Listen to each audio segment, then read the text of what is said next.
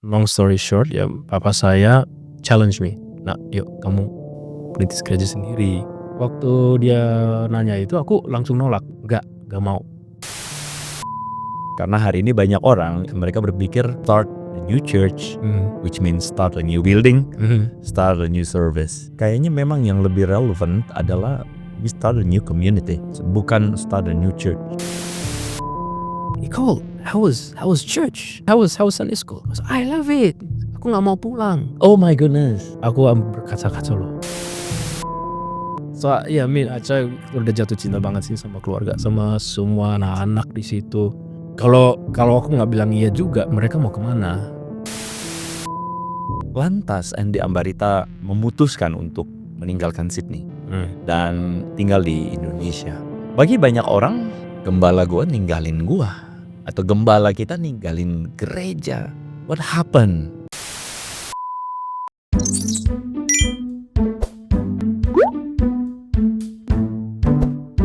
Selamat datang di Gereja 360, sebuah channel yang saya yakin menjadi channel yang Anda tunggu-tunggu untuk melihat bagaimana perspektif-perspektif yang dimunculkan tentang gereja.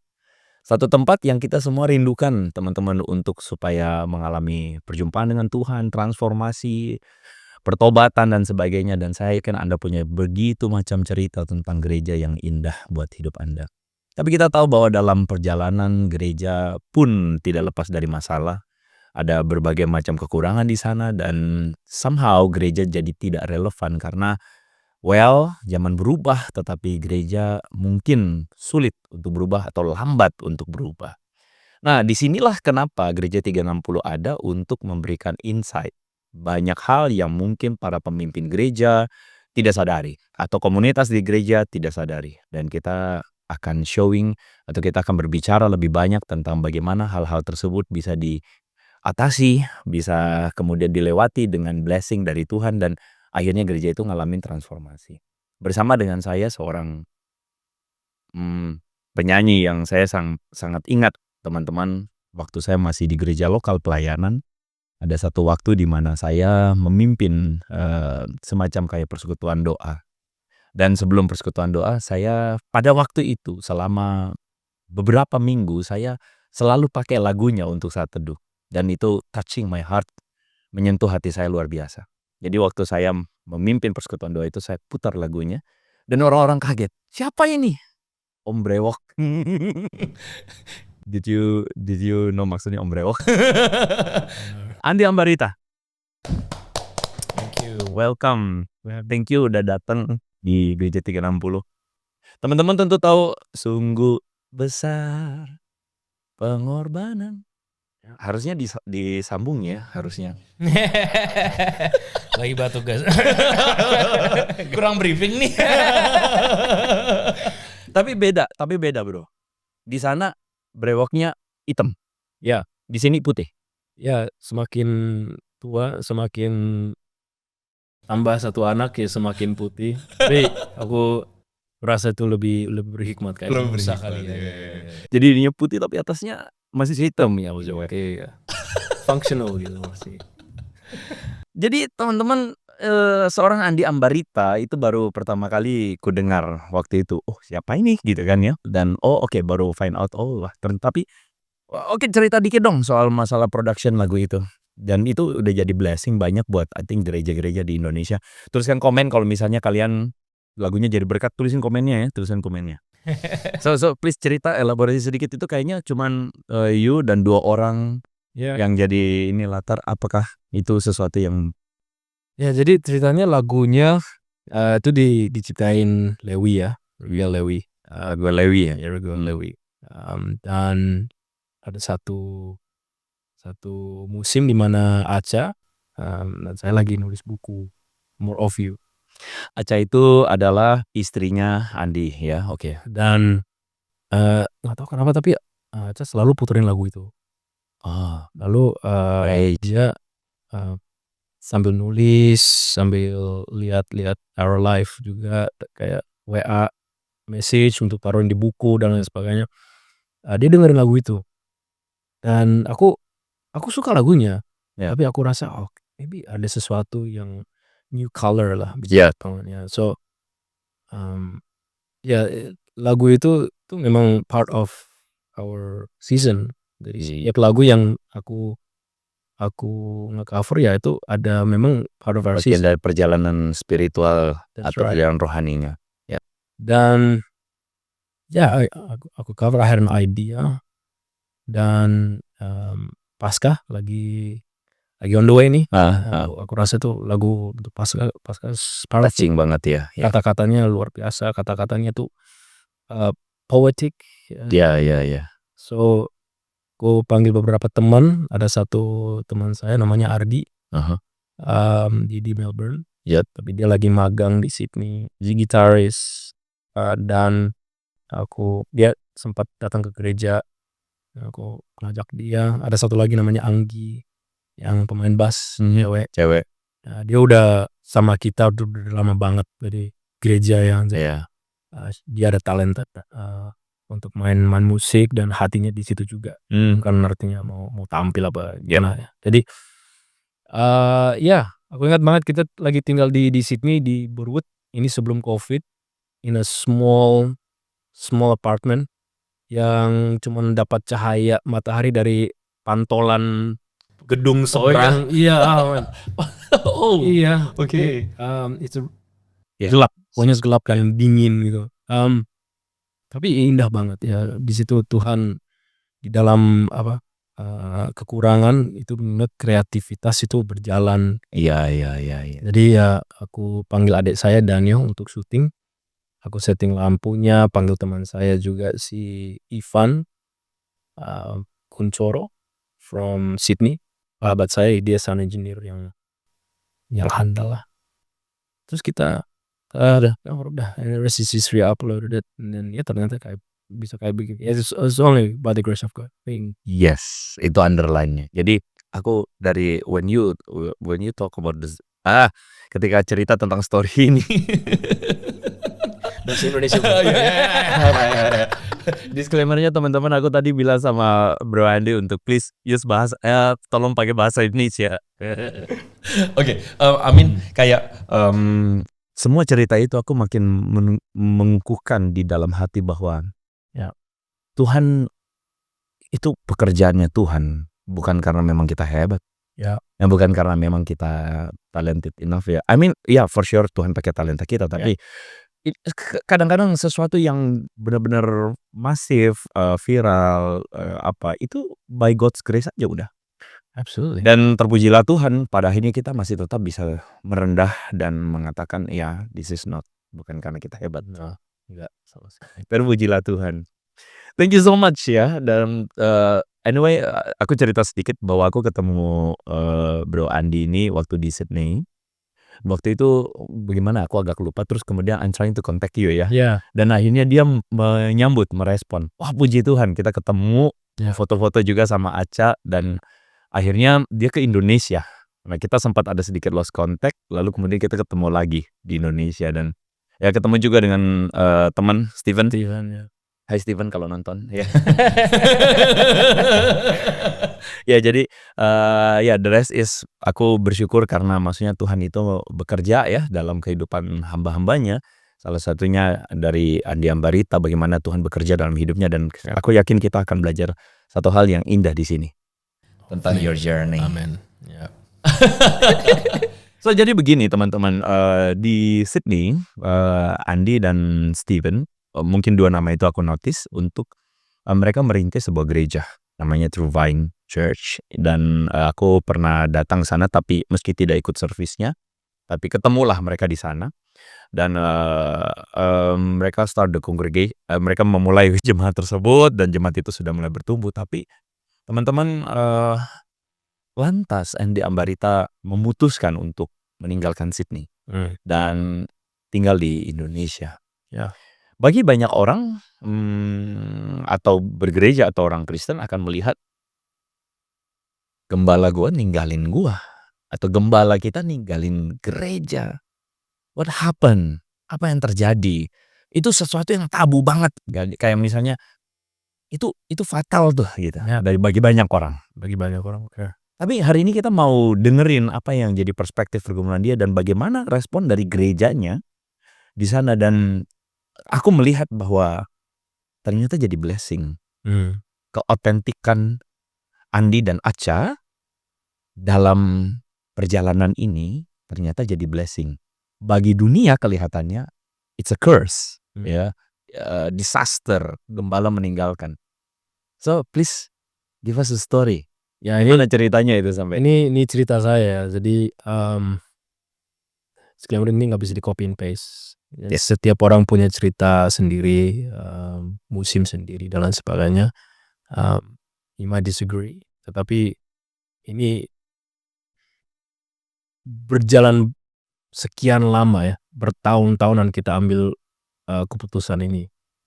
Jadi bukan istilahnya minggu atau bulan sebelumnya kita ambil keputusan langsung pulang. Ya. So itu semua mulai jadi dari awal kali ya. Kita merintis gereja. Kita merintis gereja tuh sekitar 2020. Pas COVID. Dan kita ya istilahnya papa saya 2021 sorry. Long story short ya, papa saya minta yuk ketemuan. Ketemuan di satu kafe dekat kita ketemu. Laskar ya. Lalu dia challenge me, ya, challenge untuk bilang ya, nah yuk kamu perintis gereja sendiri. Selama ini aku di bawah pengembalaan my father, papa saya, orangnya kolerik. Pokoknya gini, papa saya itu adalah orang yang paling konsisten Soal pelayanan, soal hidup, soal kerja, work ethic, dan dia tuh is a hard worker. He's a very hard. Dia orang yang punya prinsip banget, ya. Hidupin prinsipnya dia. That's it, yeah. I respect that. I love him for it. Tapi nggak tahu kenapa dia ada di hatinya bilang, yuk kamu mulai gereja sendiri, tanam gereja sendiri. Karena dia bilang dia nyadar bahwa leadership style, gaya leadershipnya saya beda sama dia. Tapi bersyukur juga ya punya papa yang bisa melihat itu. Nah, tapi itu loh, aku surprise banget dia mau ngomong kayak gitu. Oke. Nah, tapi waktu dia nanya itu aku langsung nolak. Enggak mau. Aku mau di bawah papa aja, enggak apa-apa. Aku enggak mau merintis sama sekali. Karena di waktu itu kita ada 2 cabang. Ya, 2 cabang. Satu ya muncul di COVID. And that's amazing, ya. Dalam COVID itu ada multiplication. Ya. So ternyata bagi banyak orang COVID itu adalah jalan tertutup. Ya. Tapi bagi beberapa yang lain jalan terbuka. Yeah, it's a silver lining. In the midst of disaster. Tapi Tuhan bisa bawa multiplication. So anyway, pertanyaan itu, di sini, kok bokap mau nanyain itu sama sih gue. Ya. Nggak mau. Because I know jadi gembala itu nggak susah, apalagi buat anak. Ya. Dan so ya aku doa dalam hati nggak mau, tapi aku tetap doain, ngomong sama istri. Yang pertama aku ngomong sama Acha. Nah kalau dia nggak setuju, respon Acha gimana? Dia kaget. Maksudnya gue jadi ibu gembala? Enggak. Buat teman-teman yang nggak tahu, Acha adalah seorang selebgram ya, influencer kecantikan, fashion. Ya, jadi itu kayak jomplang gitu kan. Ya. Tapi dalam mata dia tuh sebagai Acha Sinaga aja, Yeah. She just lives her life. But ya dia disemat bikin kopi. Saya kok. Ya, so ya kita doain dan semakin lama semakin hati saya kok masih dilembutkan sama Tuhan. Aku main keras, garis keras, nggak mau sama sekali. Iya. Setelah aku ngomong sama beberapa mentor, mereka kasih nasihat, mereka bukan istilahnya nggak bias sama sekali, tapi leave me to make the decision, untuk aku ambil keputusan. Tapi kasih aku evidence gini. Perspektif. Iya, perspektif. Iya. So ya di situ aku lanjutin, lalu habis itu aku ambil keputusan, ya oke, Oke, we start the new church atau new community. new community. Nah, itu menarik tuh, itu akan jadi, soalnya akan ada perbedaan besar karena hari ini banyak orang in mind, mereka berpikir gereja adalah start the new church, which means start a new building, start a new service. Ya. Tetapi hari ini mungkin kita akan pelan-pelan ngomonginnya, tetapi hari ini kayaknya memang yang lebih relevant adalah we start a new community, Ya. bukan start a new church, ya. Karena itu bedanya apa? Nah, nanti teman-teman kita akan bicara di session yang kedua, ya. Kita akan bicara lebih intensif, tapi hari ini kita ngomong tentang perjalanan spiritual, perjalanan ini dulu. Ya. Oke, please continue. Ya, jadi setelah itu aku ngomong sama one of my friends, a dearest friend, Steven. Kita sudah pelayanan sekian lama lah, dari 10 tahun lah kita. Pokoknya we know each other so well. Aku nanya dia, pandangan dia. Dia bilang, bro, apa yang kamu, kalau kamu ambil keputusan dia, gue support 100%. Nah, he's one of istilahnya opini yang saya lihat itu sebagai berharga buat saya. Iya. Karena dia tahu gue banget, gue tahu dia banget, dan kita sudah berjalan bareng pelayanan lama banget. So, jadi pandangannya bisa dilihat sebagai pandangan yang sangat berharga untuk di-consider. Ya. So, setelah Aca juga bilang oke, karena kita sebetulnya sudah jatuh cinta banget nih sama komunitasnya. Oh, wow. Waktu ada Zoom, kita ketemu di Zoom, waktu ibadahnya during the restriction, ya habis ibadah kita gathering, aku jadi radio DJ gitu on the Zoom, like so yeah, Aca udah jatuh cinta banget sih sama keluarga, sama semua anak-anak di situ. Dan kalau aku nggak bilang iya juga, mereka mau kemana? Where will they go? Jadi ada semacam kayak kebutuhan untuk this community itu butuh untuk bersama-sama. Ya. Oke. Dan aku melihat juga, ya, I don't see this as a church, bukan hanya pakai gereja, gedung, but it's a community. Dan itu yang aku tekankan banget, karena komunitas, apalagi gereja di luar Indonesia, kalau orang Indonesia berkumpul itu ya powerful. Yeah, it's wonderful, bisa ngomong bahasa Indonesia, lidah yang asli, ada makanan Indonesia, rendang, ada bakwan, ada ini, bakmi, Which apa makanan Indonesia yang paling buat gue? Ya. Ikan teri. Really, ikan teri ya. Itu Nasi goreng ikan teri. No, nasi goreng. Ikan teri pakai nasi putih. Udah. Ikan teri yang nasi putih aja. Ya, pakai kacang. Ikan teri pakai kacang. Kacang, ya. Itu. Oh, wow. Nggak bisa stop. Okay. Ya. So which one you prefer, Western atau ikan teri? Western. Baru mau kode nanti beli ikan teri. Western. Oke, lanjutkan, sorry. So kita udah jatuh cinta banget sama komunitas ini, dan kita udah sekarang kita udah jalanin, ya. Restrictions sudah reda, jadi kita bisa berkumpul. Ya, kita berkumpul di satu hotel namanya at the time Holiday Inn. Dan aku ingat banget ada satu anak keluar dari Sunday School. Ini kita pertama kali mulai Sunday School di gereja itu. Dia keluar, aku bilang sama anak gadis ini, bilang, "Hi, Nicole, how was church? Gimana? How was Sunday School?" I love it. Aku nggak mau pulang. Oh my goodness. Aku berkaca-kaca loh. Gitu. Aku udah nggak mau pulang. Dan aku rasa aku kayak ambil keputusan yang baik, Tapi sekarang aku mikirin, Yeah, I can feel it. Ya, jadi aku kangen banget sih sama mereka. Jadi that's why whenever I think about them, it's anyway. So jadi buat True Vine ada big love dari Pastor Andy untuk you. I know. Ya. Ya, dari situ aku jalanin everything aku investasi dalam gereja. Sedangkan aku nggak ada istilahnya management skills. I don't have aku nggak ada dibekali dengan hal-hal yang Ya, dibutuhkan. Ini aku cuma jatuh cinta.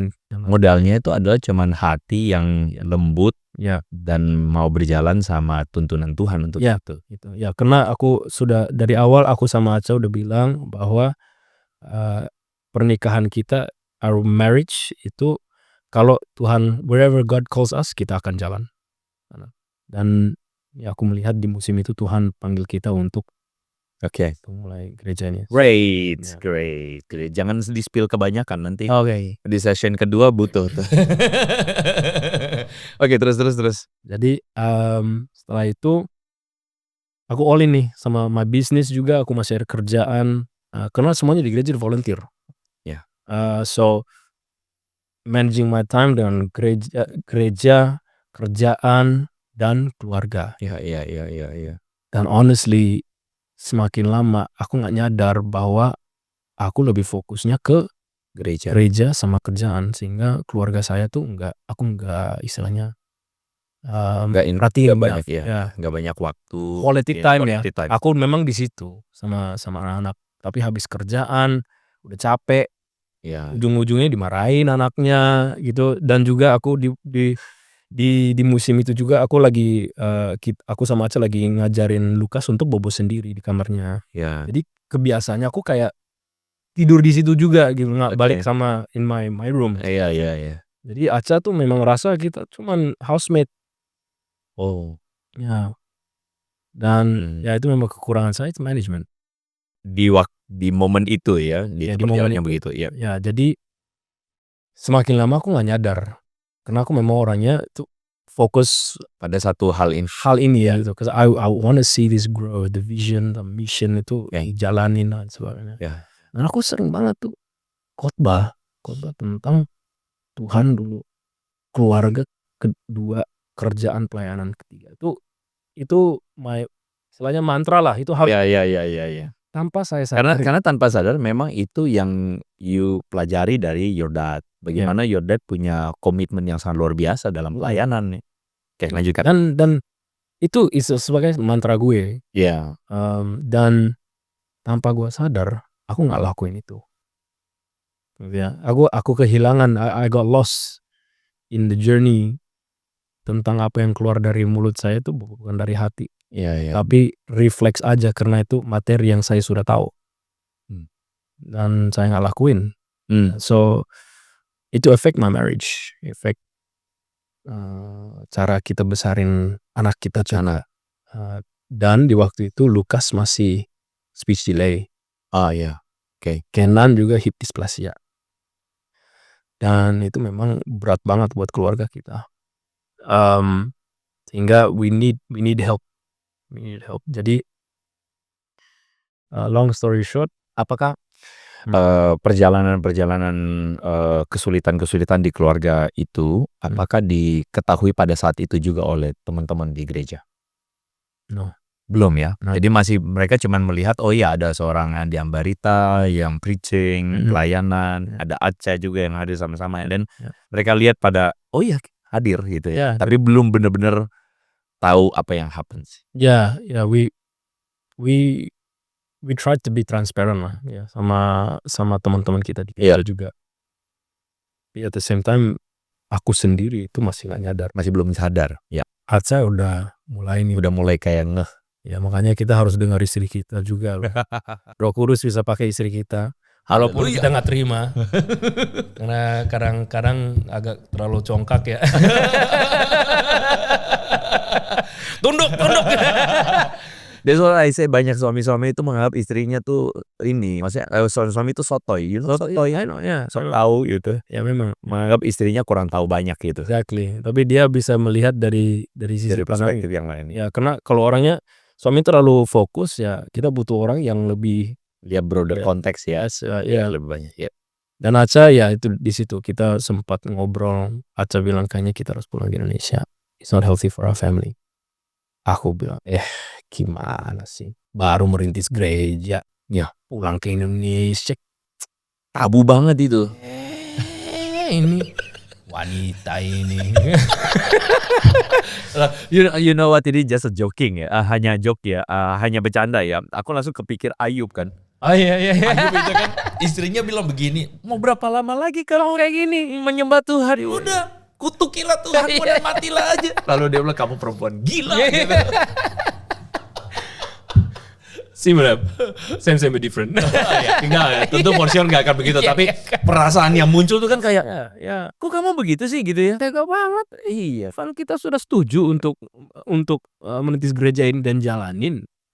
Kamu kan udah bilang, udah udah sign. gitu loh, udah fix gitu loh, Kita pelayanan, melayani Tuhan, kemana Tuhan utus, kita jalan. Iya.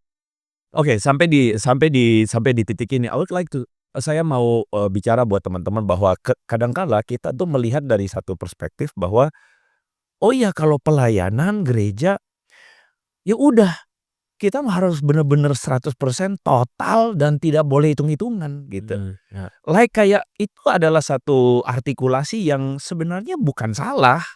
Itu benar, harus ada kualitas itu. Tapi sometimes kita harus mampu melihat bahwa ada satu konteks yang terjadi pada Andi yang kita bisa lihat bahwa wah, ternyata Tuhan juga bisa bekerja dengan cara yang berbeda melalui perjalanan dia. Oke, kita lanjutkan. Ya, Aceh udah sounding. Aku udah tolak mentah enggak. Sampai kita udah nggak tidur di satu ranjang gitu loh. Aku tidur di sofa Oh, painful Ya. painful itu. Very very painful ya. Dan itu udah Tapi you still pada waktu itu aku bisa merasakan what you feel, kayak gue bener kok, gue nggak egois, Ya. right? Kayak maksudnya gue nggak mau egois, gue nggak mau belain keluarga gue, itu egois. Ya. Gue mau pelayanan, gue mau berikan hidup gue untuk Tuhan. Ya. Dan you harus ikutin dong, kita nggak boleh egois. Ya, itu dia. Kesannya tuh itu ya. Kesannya itu, dan itu camouflage ya dengan kerendahan hati, tapi itu bukan false humility. Kita rasa bahwa ini gereja itu, tapi kan my first commitment is my family itu. Jadi aku rasa ya, wah, kok bisa sampai buta segitu loh. Nah anyway, Lanjutkan. Aku di sofa. Waktu tidur di sofa dan berapa lama nih? Long story short, Aceh bilang yuk kita ngobrol sama satu mentor kita. Dan mentor kita memang lumayan sibuk ya. Jadi aku ingat dia masih di Indonesia dan lain sebagainya. Lalu kita duduk, kita nge-zoom. Aku pikir karena dia gembala, dia ambil ya gue dong. Gembala mesti belain gembala. Iya dong, take my back. Gembala kan bilang gini, Aca, suami kamu gembala, Kamu harus berubah. iya, kamu tuh istri gembala, pikul salibmu, Oke, kerjakan keselamatanmu. Betul banget. Jadi aku pikir ya udah. Iya. Aku pikir ini strategi gue nih ya udah. God is in my side. Gitu. Tiba-tiba duduk ngomong lewat Zoom, malah aku yang dimarahin. Di situ aku langsung buka mata. Aduh Tuhan, Roh Kudus, the Holy Spirit spoke to me. Apa yang saya khotbahkan di hari Minggu, kok saya nggak lakuin sih bagi keluarga saya? Di situ habis pertemuan itu di Zoom, aku bilang oke, ya kita mulai. Oke, boleh aku mundur sebentar. Apa yang bikin Aca sampai bilang pulang ke Indo? Kenapa pilihannya pulang ke Indo? Kenapa nggak di Sydney gitu? Nah, Ya, boleh karena gini, boleh dielaborasi dikit. dia bilang, do you want to grow our family or not? Okay, yes, I want to grow our family. Kamu mau lebih menumbuhkan keluarga atau gereja gitu ya. Istilahnya yang kayak gini. Mana yang kamu mau menumbuhin gitu? Ya, karena sekarang keadaannya nggak bisa. Keadaannya adalah kamu fokus pada gereja tapi keluarga kelihatannya terabaikan nih gitu. Ya. Dan aku harus ambil keputusan. Ya, so ya udah. Kenapa Indonesia? Karena ada banyak bantuan. Seperti apa? Mungkin bisa dielaborasi. Ada keluarga. Papa mamanya, my father and mother-in-law, ada my sister-in-law juga. I have family, ada family di Sydney. Tapi di situ tuh nggak available help. mereka kerja, punya anak sendiri juga, ada kegiatan sendiri, schedule sendiri. Jadi aku nggak mau bebani juga gitu. They love us, tapi aku kayak nggak tega gitu. Jadi ya di situ anyway kita ambil keputusan, oke, kita pulang Indonesia. Nah masalahnya ini, aku harus ngomong sama Steven. Oke, sebelum aku masih mau tarik dulu sebentar. Sorry ya. Jadi sebenarnya memang kisahnya waktu kita ketemu lagi di Jakarta, dia bercerita banyak dan itu touch my heart. Kayak maksudnya yang di Indonesia jadi terjadi pada Lukas ya, yang speech delay, tapi ternyata waktu di Indo, Lukas Ya Medan. Ya. di Medan ya. Iya. Lukas langsung bisa ngomong. Ya. Boleh elaborasi sedikit? Ya. Jadi itu faktor kenapa Aca itu merasa bahwa Kayaknya kita ini penting untuk kita di Indonesia. Jadi Lukas sudah speech delay. Dia di umur 2 tahun masih belum bisa ngomong, cuman pulling hand sama aung gitu loh. Tapi bisa ngomong dulunya, bilang mama papa amin. Solo nggak bisa amin. Tapi anyway, dia susah ngomong karena kayaknya kena lahir di COVID ini, during COVID season. Jadi cuman kita berdua, nggak bisa gaul sama anak-anak lain. Anyway, Aca bilang ya gimana kalau aku bawa Lukas ke Medan. Sementara ke Medan 2 minggu. Sebulan, sorry. Dia punya hometown lah. Iya, hometown. Kakaknya tinggal di situ. Oke. Nah, so ya udah berangkat mereka berdua. Itu memang berat banget buat gue. Gue di rumah sendiri. Biasanya main sama Lukas sama sebagainya. Kelihatannya tegar Hello Kitty juga ternyata. Iya. Di dalam marshmallow. Jadi aku kerja, just focus on the church, focus on work di bulan itu dan aja di Medan. Dari Medan sekitar seminggu udah ngomong. Apa analisa? Bahkan ngomongnya tuh kayak anak Medan. Enak kali. Makan makanan enak. Sampai pingsan aku. Aduh, kayaknya salah deh ke Medan ke Jakarta. Lah ya. Logatnya. Selalu Batak nian. Aduh, Batak nian. Jadi apa analisa kalian tentang realita bahwa ternyata Lukas bisa ngomong? Ya itu satu istilahnya impression dari Aca lah. Kayaknya di Indonesia tuh kok Lukas bisa langsung ngomong. Kok ini ada bisa growing juga gitu. Community-nya. So I think that was stuck in my head gitu. Jadi di situ karena keluarganya talkative ya. Very talkative. Three girls. Dan sangat kerabat sepupu semua, sangat ini ya, rame gitu. That's it. My family 4 boys. So the dynamic is different. Dan di situ dia I think she was really gravitating ke Jakarta. Growing our family. So setelah kita ngomong sama our mentor, aku bilang ya udah kita ambil keputusan pulang ke Indonesia sementara, transition ke Indonesia. Nah masalahnya ini ngomong sama Steven, di waktu itu cuma 3 keluarga. Dan aku selalu undurin tuh ngomongnya tuh nggak 3 keluarga ini maksudnya jadi leader di gereja gitu ya waktu itu. Dan aku coba cari alasan untuk bisa undurin ngomongnya itu loh, karena nggak enak banget. Itu berat banget. Gak enak banget. Dan di situ it took about 2 months, 3 months. Wow. Aku berdoa untuk Tuhan kasih aku courage untuk ngomong. Cause I'm scared. Apa yang mereka responnya kayak gimana gitu. Anyway, aku harus ngomong, harus hadapin. Terus aku ngomong, kita ketemu sama Steven, sama William, Marcella, kita duduk, kita cerita panjang lebar. Pokoknya ceritanya kayak gini gitu ya. Karena gue basket, gue jadi ujung-ujungnya keluar dan mereka ngerti dan mereka support. Wow. Ya.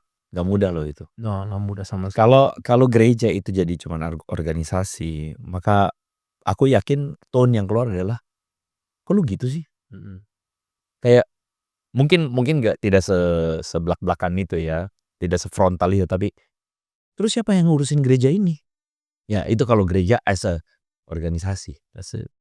Tapi ini tadi teman-teman lihat bahwa tone-nya itu adalah dari tadi kita bicara soal komunitas. Ya. Komunitas. Dan tentu organisasi bukan berarti tidak bisa jadi komunitas. Dan juga komunitas perlu jadi organisasi for sure. Tapi cara pendekatan atau basisnya itu akan berbeda kalau itu cuma organisasi sama komunitas. Dan komunitas ini bisa saling ngerti. Itu dia. Ya, dan bukan hanya komunitas tapi keluarga. Keluarga nganggap mereka sebagai keluarga. Kapan mereka telepon gue angkat. Ada masalah gue dateng. Mau teriak-teriakan juga. Ya keluarga kan bisa Keluarga ya dan family ya, you know? Tapi ujung-ujungnya gue tahu tuh karena mereka melihat bahwa dari passion tuh. Mereka marahin karena passionate untuk saya bisa bertumbuh lagi. Itu satu contoh gitu loh. Jadi memang memang keluarga. Nah setelah kita ngomong sama itu kita mulai bikin strategi. Jadi kita awalnya tinggal di Jakarta 2 tahun. Dan persiapannya 2 tahun. Jadi sekali lagi itu bukan istilahnya minggu depan kita berangkat. Enggak. Jadi kita bekerja untuk raising leaders. Banyak tuh siapa sih di sini mau angkat tangan untuk ambil bagian dari gereja ini, responsibility yang lebih banyak. Puji Tuhan ada yang angkat tangan. Keren banget itu. Ya, so dan biasanya kalau itu bukan angkat tangan mau volunteer tapi ditodong dulu dicari. Terus dibilang, kamu mau bertumbuh gak pelayanan? Kamu mau diberkati gak? Ya. Wah itu udah banget ya. Oke lanjut. Ya, tapi istilahnya ya mereka melihat kondisi kita juga. Dan itu keluarga gitu. Istilahnya when someone is struggling, mereka datang untuk menutupi itu. Jadi melihat itu dari gereja yang ngangkat tangan memang bukan istilahnya untuk nge-cover kita, tetapi mereka juga mau ambil bagian karena mereka juga merasakan sama kita dengan keluarga ini gitu ya. Dan itu satu culture yang kita sudah mulai dari awal. Makanya culture kebudayaan itu sangat penting. Kalau kebudayaan keluarga gitu. Jadi di gereja ini. Jadi kalau ada kebudayaan yang dari lama itu harus kalau nggak relevan dengan sekarang dengan nilai-nilai sekarang itu harus dihancurin. Itu harus mulai dipinggirkan dan tidak dipakai lagi. Dan tanam yang baru. Tapi itu nggak gampang. Nggak gampang. It's not easy. So ya puji Tuhan karena kita mulai dari awal kita bisa nanam nilai-nilai baru. Nah itu yang kita hidupin bro. Itu bukan istilahnya taruh di spanduk ya ikutin gitu loh. Enggak. Tapi aku sama Aca sama keluarga kita di True Friend kita ngehidupin. That's what we live. Because that's what we believe. Nah setelah beberapa orang yang ngambil keputusan dari situ 2 years man. Just working out. Dan aku sama Aca sudah sepakat kalau aku lumayan nggak lama lebih lama pelayanan untuk nge-handle ini demi kita pulang ke Indonesia sekian lama. Dia agree. Oke nggak apa-apa. Kalau kamu sampai malam, kamu persiapan, kamu ini nggak apa-apa. Aku support. Jadi kita kerja bersama. Preparation lah. Iya. Setelah itu kita bikin strategi, kita ngomong sama leaders, kita ngomong sama pengerja. Itu tuh bro. Berat banget. Feel guilty kan pasti. Oh yes. Kita undang mereka habis ibadah ke rumah. Dan you know when you have to tell something so heavy, dan mereka lagi ketawa-ketawa gitu. You know, aku cuman duduk in the corner in my house kayak gini, you know. Bakal ngerusak suasana, sangat tidak nyaman. Terus kita kumpulin, kita ceritain, nangis kita semua nangis pokoknya. Tapi mereka support. And that's family, man. Like I really love them so much for trusting us with this decision. Dan ya setelah itu habis itu kasih tahu sama mereka, habis itu kasih tahu sama beberapa jemaat. Dan habis itu kasih tahu di pulpit. Jadi ada strategi, ada tahapannya. Dan aku nggak mau mereka dengar dari orang lain. Di one way messaging dari saya supaya aku bisa langsung kasih tahu sama mereka, Ya. istilahnya mereka rasa dihargain gitu loh. Nggak, Ya. masa sih dia mau pulang Ya. Tidak desas-desus. It was very important for me. Wow. That's that. So habis itu kita kasih tahu, mereka semua setuju. Walaupun ya dalam hati berat, tapi ya puji Tuhan mereka jalanin juga. 2 years udah lewat, kita ambil keputusan. Ya kita udah ambil keputusan, kita move di Indonesia. Ke Jakarta. Jadi sudah berapa tahun? 1,5 lebih. 1,5 lebih. Satu perjalanan yang harusnya teman-teman wonder, terheran-heran. Kok bisa ada jemaat, gak usah ngomong jemaat dah ya, tapi kok bisa ada gereja yang bisa izinin gembalanya untuk yaudah bye-bye gitu. Begitu. Itu kan kayak sesuatu yang butuh beberapa step kedewasaan menuju ke sana. Karena banyak orang hari ini di tengah budaya gereja yang ada di Indonesia, tanpa sadar gereja itu terbangun sebagai sebuah, ya itu tadi, organisasi yang dipimpin sama leadernya. Bagaimana mungkin leadernya living in this church? Ya. Kayak maksudnya semua orang akan kacau balau, dan orang selalu pakai istilah bahasa rohani, domba-domba tercerai-berai. Tapi itu tidak terjadi pada True Vine Church yang aku bisa dengar, aku bisa amati bagaimana mereka saling mengcover, saling menutupi bukan menyembunyikan, bukan, tapi menutup celah ya, menutup kekurangan yang ada, ditutupin, di bahu-membahu karena family. That's family, man.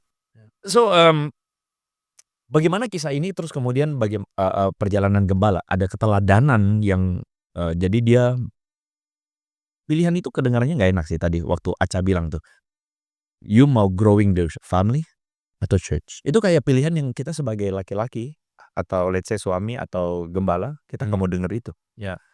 Bener-bener nggak mau gitu. Kayak seakan-akan istri saya tuh bener-bener, kenapa kamu yang harusnya dukung saya malah tidak mendukung saya gitu. Ya. Tapi bagaimana kesaksian ini pada akhirnya malah kemudian jadi blessing buat jemaat yang lain. So ada satu quote dari namanya Paris Reidhead. If I can summarize, he said, most people come to church to have fellowship with each other. Have fellowship with each other. But not with God. Gitu. Ya, jadi ada ya gereja, misalnya gereja pertemuan untuk persahabatan doang. Oke. Tapi bukan buat gereja, bukan buat Tuhan. Bukan buat Tuhan. Fokus aku tuh perkumpulan itu memang hanya buat Tuhan. Ya, Ya. perkumpulan memang ya ketemu sama sesama. Tapi ini yang saya jaga, karena aku nggak mau itu berkumpul buat arisan lah, ketemuan inilah, jual inilah dan lain sebagainya gitu loh ya. Iya. Itu dari awal aku udah set that. I don't want that. Kita bertemu for God. Iya. To grow ourselves, to be disciples of God. Iya. To bear fruit. Proving ourselves to be disciples. John 15 itu makanya gereja namanya True Vine Church. Oh, oke. Ya, so remaining in Him, abiding in Him, tinggal dalam Dia dan lain sebagainya. Jadi bukan asal datang ke gereja hari Minggu, nah kamu harus tertanam di gereja ini, kamu harus masuk dalam keluarga ini, ya harus beradaptasi gitu. So dengan ini ya aku melihat bahwa gereja itu atau perkumpulan keluarga kita di True Vine Church itu bisa bertumbuh karena ada culture ini. Ngerti nggak? Ya, jadi from that ya kita working off that. So aku melihat ya jemaat itu berkumpul sebagai keluarga dan bertumbuh juga. Because fruit is expected, but it's also celebrated. Ya. Jadi aku hal-hal yang kecil lah, misalnya ada perselisihan di antara dua orang. Aku ingat banget, aku tahu nih ada masalah, ada masalah lagi apa ini. Terus sambil aku ngomong sama jemaat baru, visitor, bukan jemaat visitor. Aku dengar dari peripheral vision saya, lihat mereka bilang, "Ci, aku minta maaf loh, kemarin aku ngomong kayak begitu sama Cici, itu seharusnya nggak boleh." Ya aku minta maaf juga ya gitu. Terus pelukan, aku lihat, oh my gosh, itu buah. Iya. forgiveness, humility itu buah. Iya iya iya. Dan aku nih, you know, I'm doing something right. You know, the church is heading in the right direction. Walaupun orang merasa itu itu biasa, enggak loh. Orang yang nggak pernah mengampuni atau susah Iya. buat mengampuni Iya. bisa mengampuni, Iya. it's a transformation Yes. sama hidup mereka. Jadi aku melihat itu dari in my heart of celebrating, aku ngomong sama orangnya, aku mau ke sana sih tapi aku harus lanjutin. Dan aku melihat itu udah mulai terjadi. Even ya gereja kita masih kecil tapi Iya.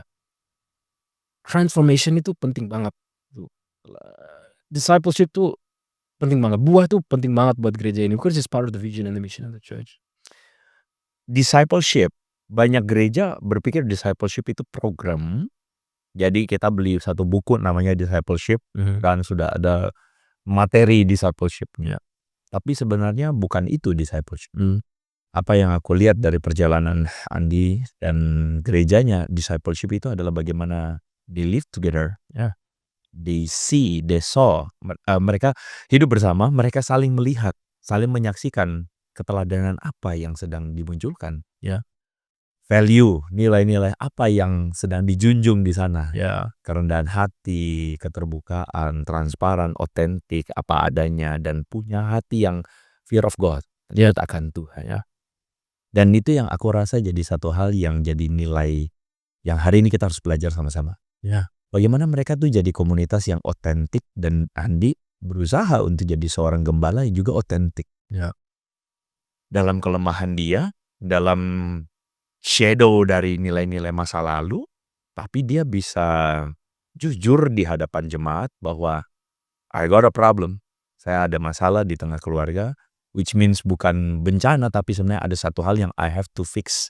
Karena sebagai seorang yang hidup mengasihi Tuhan, takut akan Tuhan, dan dipercaya keluarga, saya pun harus berusaha untuk juga menyelesaikannya dengan takut akan Tuhan. Tidak dengan proud. Exactly. Tadi apa tuh? Fake humility False humility. False humility Jadi false humility itu maksudnya enggak, ini semua buat Tuhan, tapi mengeraskan hati dan no istri, you nggak tahu apa-apa. Karena apa yang aku tadi kita cerita sebelumnya, di mana gua bisa khotbahin tentang keluarga, sedangkan keluarga saya lagi hancur. How can you believe me?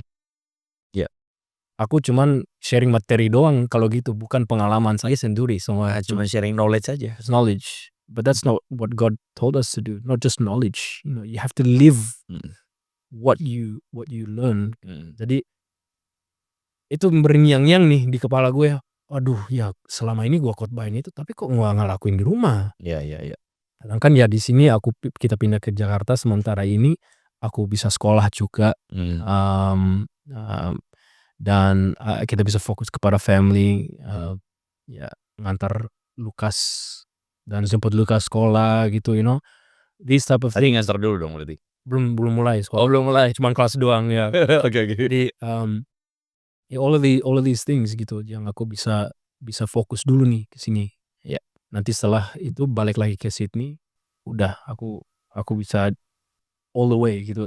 Tapi bukan aku tinggalin gereja ya. Aku mau jelasin, aku nggak tinggalin gereja. Sekali 2 bulan aku pulang lagi ke Sydney. Buat 2 hari Minggu. Nanti bulan depan aku akan balik lagi 2 weeks. Bukan aku lepas kendali sama sekali. No, aku catch up with Steven almost weekly dengan leader di gereja, catch up sama-sama ngomongin gereja, bagaimana perkembangannya, what's going on with this department. Oke, itu penting itu. Itu penting ya.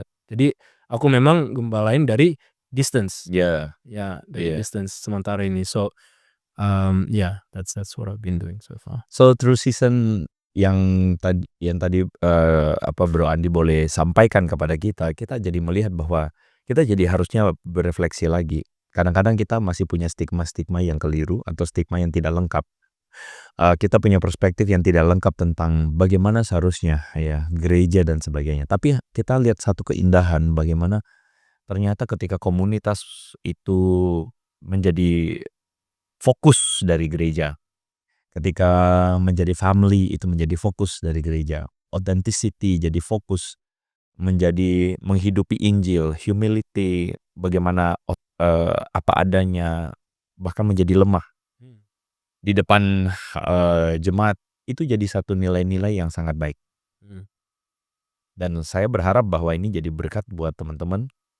Saya tahu bahwa ada sebagian besar bahkan pelayan ya, hamba Tuhan, pendeta, gembala yang hari ini benar-benar kesulitan dalam perjalanannya, berhadapan dengan keluarga yang juga tidak sedang baik-baik saja. Tapi di satu sisi ada tuntutan untuk menjadi gembala yang sempurna di gereja. Kita sebenarnya tidak harus memilih salah satu. Kita bisa menghidupi kedua-duanya dengan apa adanya. Justru di tengah kerapuhan kita, Tuhan bekerja dengan indah. Sungguh indah. There's one quote yang aku suka banget. I forgot where it came from. When you think things are falling apart,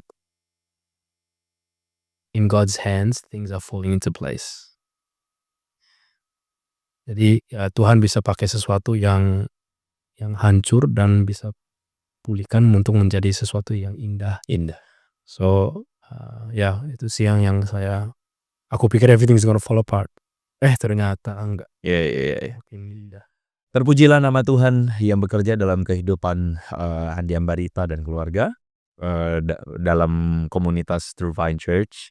Terpujilah Tuhan juga yang boleh pakai perjalanan kehidupan dia jadi berkat. Saya percaya ini jadi berkat buat teman-teman semua. So tuliskan komentar kalian ya, apa yang kalian dapetin, apa yang kalian rasakan, dan mungkin siapa tahu kalian juga mungkin perlu mendoakan pendeta, gembala di gereja yang mungkin hari ini sebenarnya tidak baik-baik saja. Dia kelihatan sangat baik-baik saja di mimbar, tapi dia tidak baik-baik saja. Mereka juga mungkin butuh bantuan. Jadi who knows ya, ini bisa jadi blessing. Bagikan video ini untuk jadi berkat di gereja masing-masing. Oke, kita ketemu di session berikutnya. Thank you so much untuk udah bagiin cerita ini. Kasih bro, thanks for having me. Kita ketemu ke konten berikutnya. So, God bless you. Bye-bye, teman-teman.